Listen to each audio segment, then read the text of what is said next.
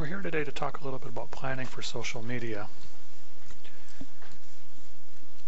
What our goals and objectives are going to be is really to think about what's the best way to create and work a plan for social media.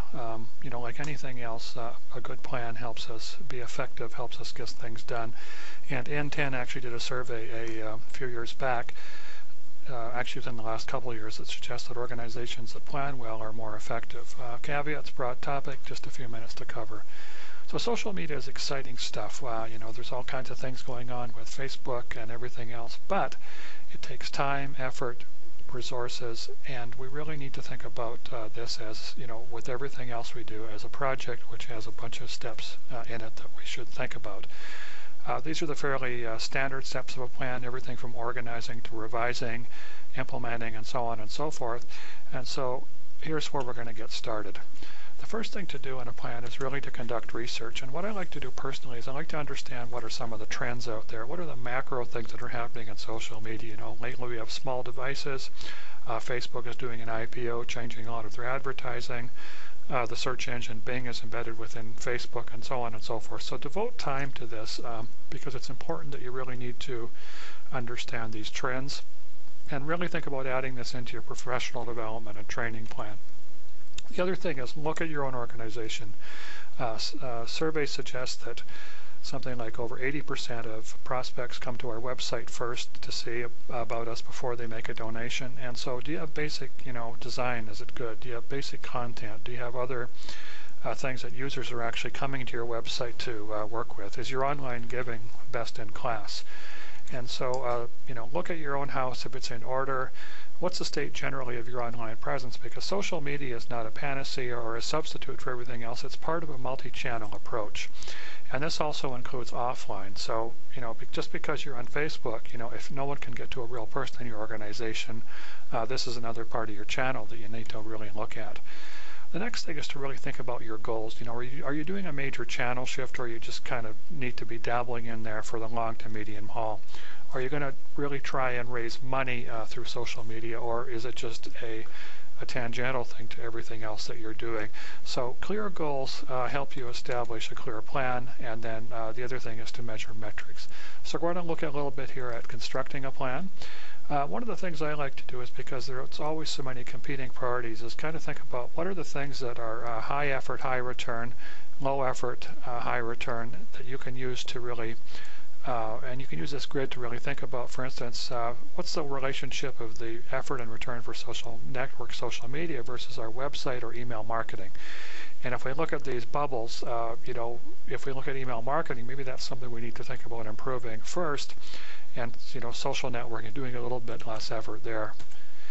The other thing is to document your plan, and this is a real-life example of when a place I was working at, we first started to think about this. We looked at content, and you can see here under speaking notes that we're looking at here text, MP3, blah, blah, blah, and where does that fit in?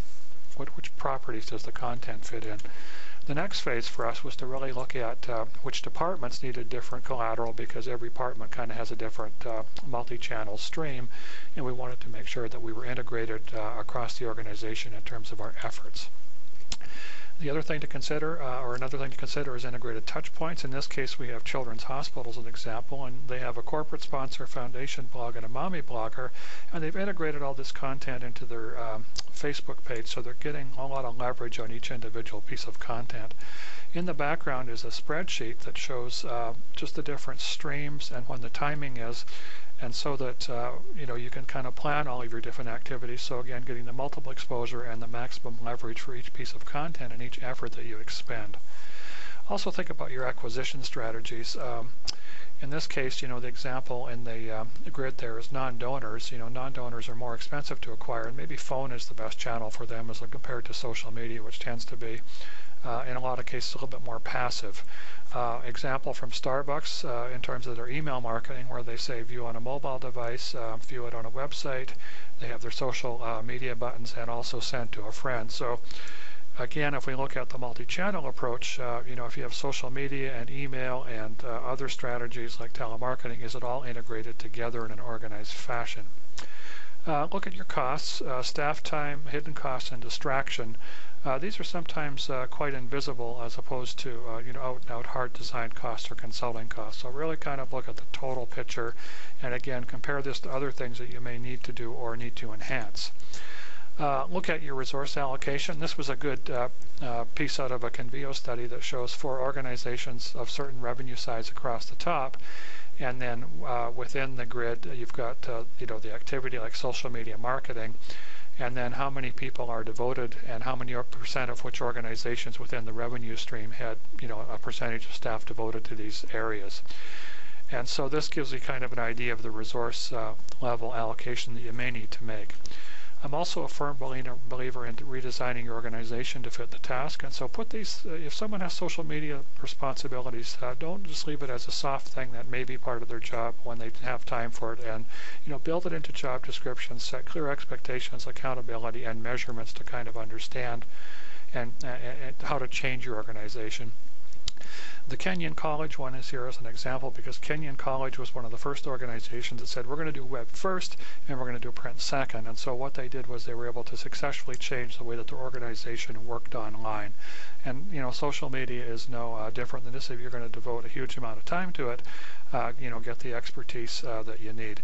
And speaking of expertise, if you do need professional help, it's worthwhile if you need it, but make sure that they're transferring knowledge to you, and also make sure that they demonstrate a little bit of creativity with this. It's one thing for them to come in and show you how to set up a Facebook and a YouTube channel. It's quite enough to have them come in and say, this is the best way to increase exposure in all of these areas and to lift your brand. This is how you measure social lift. This is how you have to think about it. And here's a broad-based strategy and plan for you to incorporate this across all your different media streaming. So anyway, just a very short overview on the planning for social media. If you have any questions, feel free to send me an email, brian.dowling@supportingadvancement.com.